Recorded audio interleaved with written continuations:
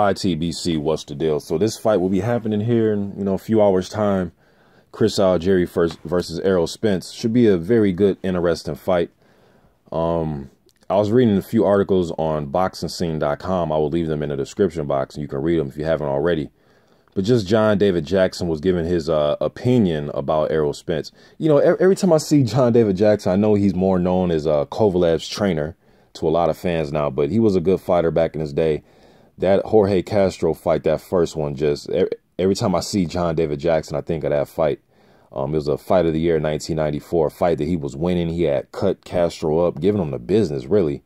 And then that ninth round, everything changed. He got knocked down 3 times. He got caught with a big left hook that he never recovered from. Great, awesome fight, though. Probably one of the best comebacks you'll ever see in a fight. I'm sure, John David Jackson, he was on the shit end of the stick in that fight. But it was still a good, terrific fight, man. You know what I mean? But I kind of share, I'm on accord with John David Jackson as far as when it comes to Errol Spence. I know everybody is very high on this young man, 26-year-old guy. A lot of people are very high on him. They think he's the next best thing. Floyd Mayweather has went on to say that he possesses, great talent, good skill, is going to be a future world champion. And he may be. And all these guys may be right. What do I know? I'm just a guy on YouTube, right? But when I break down the tape and I watch him fight and I'm just looking at different things, Errol Spence doesn't jump off the screen to me. I know a lot of you going to disagree with me, and it's not hate, man. I watched the guy. Yes, he is very solid. He has fought guys with some very decent records, Samuel Vargas and Phil LaGreco and Chris Van Heerden and Alejandro Barrera. All these guys have very good, decent records, but when I watch Errol Spence, first of all, I think he's more of a 154-pound guy. I think he should be at 154 probably. I think he squeezes down to 147, to tell you the truth. And a lot of fighters squeeze down to divisions, so he's not the first guy to do it, but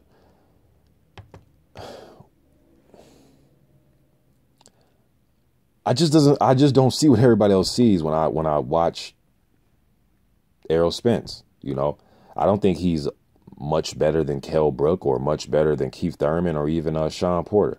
Now, I know a lot of you going to say, well, he sparred this guy. Okay, well, that's fucking sparring, man. I'm talking about what I see in the ring.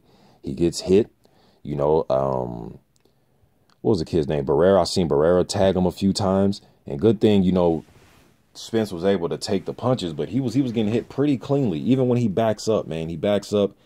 He not really a bend at the waist type of guy when he's moving. Yes, I know he can bend at the waist, but he's more of a, I like to use my legs and back up with my guards up type of defender. But I seen him get caught through his guard, around his guard. He gets hit pretty clean. And this is boxing. Fighters are going to get hit. I'm not trying to dock points from him because he gets hit, but he gets hit pretty fucking clean, man. And I think once he really steps up to opposition, I can see Spence, probably losing to the top guys. I mean, I could be wrong, man, and this is all just the eye test. None of us are fucking Nostradamus. We don't know what's going to happen with his career, but he just doesn't jump off the page to me like he does with other fans. It's just my opinion. He may go over there and he may go out there tonight and steamroll Chris ALGIERI. But I think it's a big step up, and I'm, excited to see this fight tonight. Maybe he's going to prove me wrong, man. He won't be the first fighter to prove me wrong. There's been a lot of fighters where I was right, so I guess we'll see tonight, man. But I'm just getting this out there. I'm waiting. I can't wait for the fight tonight to see how ALGIERI's going to fight. Is he going to come up and try to walk Spence down the way he did Amir Khan? A lot of people say that if he does that, he's going to walk right into a knockout.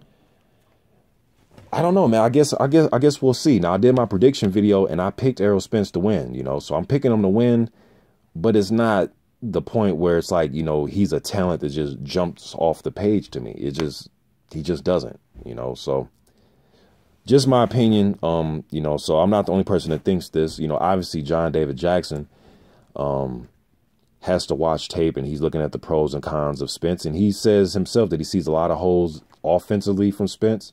He sees a lot of holes defensively from Spence. Offensively, he's a pretty good offensive fighter, likes to come forward, good technique, good skill, good ability, strong, but defensively, I just see him get hit clean a lot. And even when he have his guards up, through the guards and around his guard. I guess we'll see tonight, though, man. You know, I'm just getting this out there, just trying to create some type of discussion before this fight happens here.